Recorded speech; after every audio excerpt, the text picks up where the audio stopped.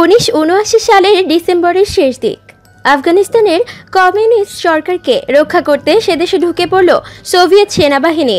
Moscow তখন বলেছিল Soviet সৈন্যরা 6 মাস থাকবে, কিন্তু শেষ পর্যন্ত সেদেশে সোভিয়েত সৈন্যরা ছিল দীর্ঘ 10 বছর এবং আফগানিস্তান পরিণত হয়েছিল সোভিয়েত ইউনিয়নের ভিয়েতনামে। আফগানিস্তানের সোভিয়েত বাহিনীর বিরুদ্ধে লড়াইয়ের ভেতর দিয়েই জন্ম হয়েছিল তালেবান এবং আল কায়েদার মতো জিহাদি বাহিনীগুলোর। ইতিহাসের মোড় বদলে দেওয়া সেই ঘটনা প্রবাহের দুজন প্রত্যক্ষ সাক্ষী। এদের একজন হলেন ভিরশদ ইসমাইলভ, যিনি আফগানিস্তানে সৈন্য হিসেবে কাজ করছেন, এবং আরেকজন হলেন সাংবাদিক আন্দ্রেই অস্ট্রালস্কি। সেটা 1979 সালের ডিসেম্বরের 24 তারিখ। আন্দ্রেই অস্ট্রালস্কি তখন কাজ করেন সোভিয়েত ইউনিয়ন সরকারি বার্তা সংস্থা তাসে। ক্রেমলিন থেকে একটা ফোন এলো তাসের মহাপরিচালক সের্গেই লোসেফের কাছে। তারপরে অস্ট্রালস্কিকে ডেকে পাঠালেন মিস্টার লোসেফ। আমি তখন বাড়ি যাবার জন্য আমার জিনিসপত্র গোছাচ্ছি। ঠিক সেই সময় মহাপরিচালকের ঘরে আমার ডাক পড়ল। তিনি আমাকে অত্যন্ত আত্মবিশ্বাসের সাথে বললেন, আর কয়েক ঘন্টার মধ্যে সোভিয়েত সৈন্যরা আফগানিস্তানে ঢুকবে। তারপরই কাবুল সরকারের সমর্থনে একটা বড় আকারের সামরিক অভিযান শুরু করবে তারা। মহাপরিচালক বললেন, অস্ট্রালস্কিকে সারা রাত অফিসে থাকতে হবে এবং বিদেশ থেকে এর কি প্রতিক্রিয়া আসে সেসব খবর সংগ্রহ করতে হবে। কিন্তু এইসব খবর সংগ্রহ করার অভিজ্ঞতা তখন অস্ট্রালস্কি ছিল না। তিনি তখন ছিলেন একজন জুনিয়র রিপোর্টার। ঠিকই তাই, অনেক পরে আমি কেজিবির বিদেশে গোয়েন্দা সংস্থা বিষয়ক প্রধান বিশ্লেষকের স্মৃতিচারণ পড়ে খুব অবাক হয়েছিলাম। তিনিও লিখেছিলেন যে তিনিও ওই খবরে খুব অবাক হয়েছিলেন। 24শে ডিসেম্বরের পর 3 দিন ধরে 26শে ডিসেম্বর পর্যন্ত হাজার হাজার সোভিয়েত সৈন্য আফগানিস্তানে ঢুকলো। স্থানীয় সংবাদে জানানো হয়, 2 দিন ধরে কাবুল বিমানবন্দরে প্রায় 200টি সোভিয়েত সামরিক পরিবহন বিমান অবতরণ করে। ছোট বড় আকারের আন্তনভ পরিবহন বিমান ভর্তি করে আনা হয়েছিল এই সৈন্যদের।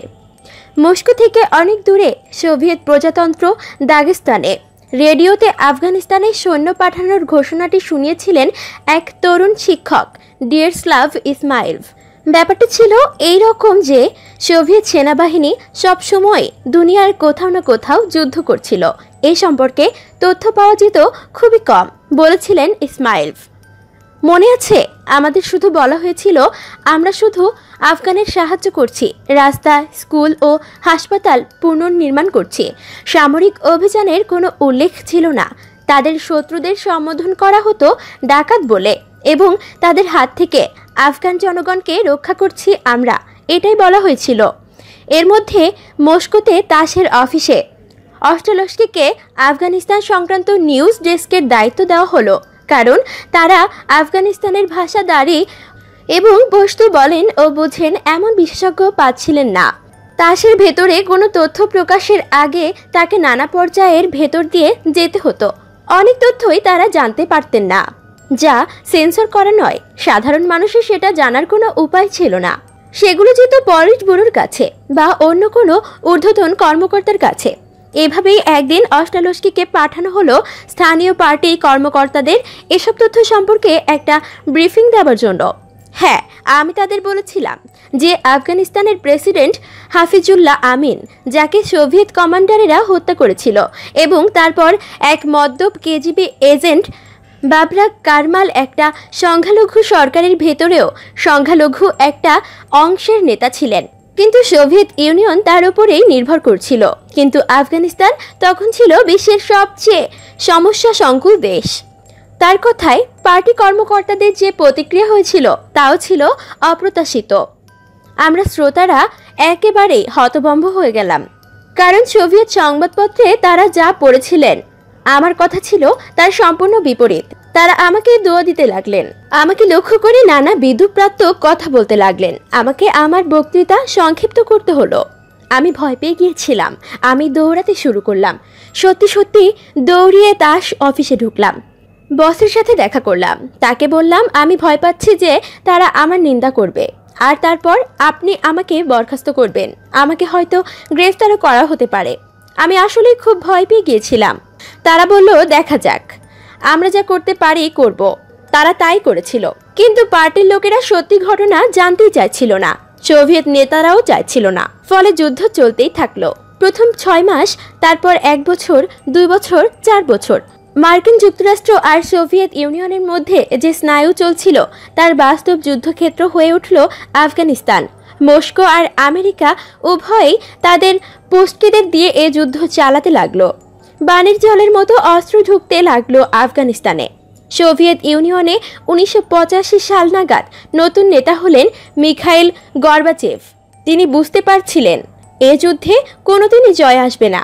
যুদ্ধে নিহত সোভিয়েত সৈন্যদের মৃতদেহ যেভাবে ব্যাগে ভরা অবস্থায় প্রতিনিয়ত দেশে ফিরে আসছিল তা আর মানুষের কাছে গোপন রাখা যাচ্ছিল না। এর কিছুদিন আগে ভিরোস্লাভ ইসমাইলভ সেনাবাহিনীতে যোগ দিয়েছিলেন, আর 1985 সালেই তাকে পাঠানো হলো আফগানিস্তানে। আমরা বিমানে করে কাবুল গেলাম। আমরা পৌঁছানোর পর একজন সিনিয়র অফিসার একটা বক্তৃতা দিলেন। এরপর আমরা সিগারেট খেতে বেরোলাম। তখন সেই অফিসার বললেন, বুঝলে, আমরা যেভাবে এই যুদ্ধ চালাচ্ছি তাতে আমাদের ছেলে বা নাতিদেরও যখন সৈনিক হবার বয়স হবে তখন এ লড়াই চলতে থাকবে। তার কথা শুনে আমি প্রথম বুঝলাম যে ব্যাপারটা মোটেও ভালোভাবে চলছে না। আমাদের যা বলা হয়েছিল তার চাইতে সম্পূর্ণ ভিন্ন এক চিত্র পেলাম এখানে। পরদিন একটা সামরিক কনভয়ে করে যাচ্ছিলেন ভিরোস্লাভ। পথে দেখলেন একজন আফগান একটা ট্রাক চালিয়ে যাচ্ছে, তাতে ভর্তি তরমুজ। আমাদের একজন অফিসার ট্রাকটা থামালেন, তারপর সেখান থেকে তরমুজ নামিয়ে তা ছুঁড়ে ছুঁড়ে দিতে লাগলেন সৈন্যদের দিকে, অন্তত 20 থেকে 30টা। আর সেই আফগান ট্রাক চালক সে বসে বসে কাঁদছিল আর বলছিল, দয়া করে আর নেবেন না, আর নেবেন না, এগুলো বেচে আমার সংসার চলে। আমার মনে হলো আমরা এদেশে শান্তি স্থাপন করতে আসিনি, আমরা আসলে দখলদার, কারণ দখলদাররাই এই আচরণ করতে পারে। ভিরোস্লাভের বাহিনীর যে ভূমিকা ছিল তার রণাঙ্গনে নয়, তাদের কাজ ছিল কাবুল থেকে 400 কিলোমিটার দূরের কান্দাহারে রসদপত্র নিয়ে যাওয়া। আমাদের যেতে হতো পার্বত্য পথ দিয়ে। দিনের আলো ফুটতে না ফুটতে আমরা যাত্রা শুরু করলাম। আমাদের রাত্রে ভ্রমণ করার অনুমতি ছিল না, তবে কখনো কখনো তাও করতে হতো। সবচেয়ে বিপজ্জনক কাজ ছিল কান্দাহার যাওয়া। পথে একটা শস্যের গুদাম পড়তো, সেটা পার হলেই শুরু হতো গুলি। কান্দাহারে আমাদের যে বাহিনী তারা আমাদের সুরক্ষা দেবার চেষ্টা করত, কিন্তু মাঝে মাঝে আমরা গুলি খেতাম। তখন আমরা একদিনের বিশ্রাম পেতাম, কিন্তু তারপরই আবার যাত্রা শুরু করতে হতো। আমার ওপরে ছিল 400 লোকের দায়িত্ব। তাদের বয়স 18 বা 19-এর মতো। তাদের খাওয়ানো, কেউ আহত হলে তাদের দেখাশোনা, তাদের অস্ত্রগুলো ঠিকমতো কাজ করছে কিনা সেটা দেখা, সবসময় আমার এগুলো নিয়েই ভাবতে হতো। কিন্তু তার মধ্যেও তারা জানতে পেতেন যে চারপাশে কি হচ্ছে। বেসামরিক লোকেদের ওপর বোমা পড়ছে, তারা মারা যাচ্ছে, নানা জায়গায় মাইন পাতা হচ্ছে, সব কিছুই নিশ্চয়ই আমরা সবই জানতাম। কখন আমাদের সৈন্যরা আফগানের ওপর আঘাত হানছে, আমাদের বিমান থেকে কোন হাসপাতাল বা গ্রামের ওপর বোমা পড়ছে, এরকম নানা কিছু। এগুলো ছিল কোলাটেরাল ড্যামেজ বা যুদ্ধকালীন যেসব ক্ষতি এড়ানো যায় না সেরকম ব্যাপার। কখনো কখনো তারা আমাদের 2-4 দিনের জন্য কান্দাহারের বাইরে নিয়ে যেত, কারণ তখন বিমান থেকে বোমা ফেলা হচ্ছে, রাস্তা বন্ধ। কিন্তু কি করা যাবে, এটা তো একটা যুদ্ধ যা আমরাই শুরু করেছি, আমাদেরকে এটা শেষ করতে হবে। কিন্তু যা মেনে নেওয়া সবচেয়ে কঠিন হতো তা হলো নিহত প্রতি 4 জন সোভিয়েত সৈন্যের মধ্যে একজনই শত্রুর হাতে নিহত হতো না। তারা নিজ পক্ষের গুলিতেই মারা যেত, কেউ বা আত্মহত্যা করত। কোনো ক্ষেত্রে হয়তো যুদ্ধে খারাপ কিছু হলো, কোথাও পাইলট মদ খেয়ে বিমান চালাতে গেল এবং তা বিধ্বস্ত হলো, বা অন্য বিমানের সাথে ধাক্কা লাগলো। এভাবেই মারা যেত অনেকে। আমাদের অফিসাররা আমাদের বীরত্বের কথা বলতেন, কিন্তু আসলে আমাদের শত্রু ছিলাম আমরাই। আমার লোকেদের মধ্যে একটি ছেলে আত্মহত্যা করেছিল। সে তার বন্দুক রেখে নিখোঁজ হয়ে গিয়েছিল, সাথে নিয়ে গিয়েছিল কয়েকটা গ্রেনেড। পরে আমরা তার ছিন্ন ভিন্ন দেহটা পেয়েছিলাম। সে একটা নোটে লিখে গিয়েছিল, আমি একটা কাপুরুষ, আমার মতো লোকের বেঁচে থাকা উচিত নয়। আমার মাকে বলবেন আমি বীরের মতো মৃত্যুবরণ করেছি। সেই কথাগুলো এতদিন পরেও আমার মনে আছে। 1979 সালের ফেব্রুয়ারিতে সোভিয়েত সৈন্য প্রত্যাহার শেষ হয়। আফগানিস্তানে 15,000 সোভিয়েত সৈন্য এবং 10 লাখ আফগান মারা যায়। এর 2 বছর পর সোভিয়েত ইউনিয়নে বিলুপ্ত হয়ে যায়। ইসমাইলভ এখন সামরিক বিশ্লেষকের কাজ করেন। এখন তিনি থাকেন ইংল্যান্ডে।